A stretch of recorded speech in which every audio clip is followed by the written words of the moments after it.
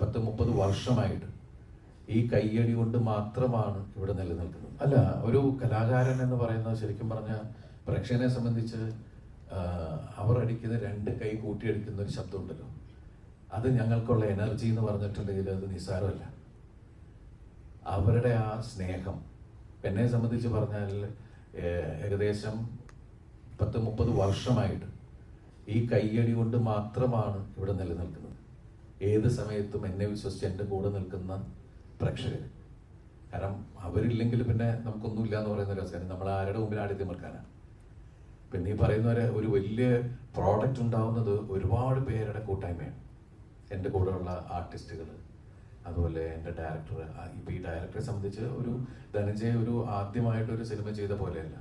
ഒരു പുതിയ ഒരാൾക്ക് ശരിക്കും പറഞ്ഞാൽ ഇത്രയും ആർട്ടിസ്റ്റുകളെ കിട്ടുമ്പോൾ തന്നെ പതറിപ്പോവും.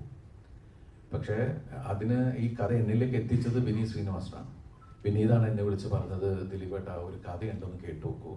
കഥ എന്ന് പറയാൻ പറ്റില്ല, ഒരു സംഭവങ്ങളാണ്, അതൊന്ന് കേട്ടു നോക്കൂ, എന്നിട്ട് നമുക്കത് എങ്ങനെയാണെന്ന് ആലോചിക്കാം. നമുക്കൊരു ഭ്രാന്തം പരിപാടിയാണ് എന്ന് പറഞ്ഞ് കേൾക്കാം എന്ന് പറഞ്ഞിട്ടാണ് നമ്മളിങ്ങനെ ഈ കാര്യം ഇങ്ങനൊരു അവസ്ഥ ഉണ്ടാക്കിയത്. സിനിമ ഈ കഥ കേട്ട് കഴിയുമ്പോൾ ഞാൻ പറഞ്ഞത് ഇത് തന്നെയാണ്, നമ്മളിതൊരു ഭ്രാന്തൻ പോക്കാണ്, ഇതിന്റെ ഫെയ്റ്റും നമുക്ക് അറിഞ്ഞുകൂടാ.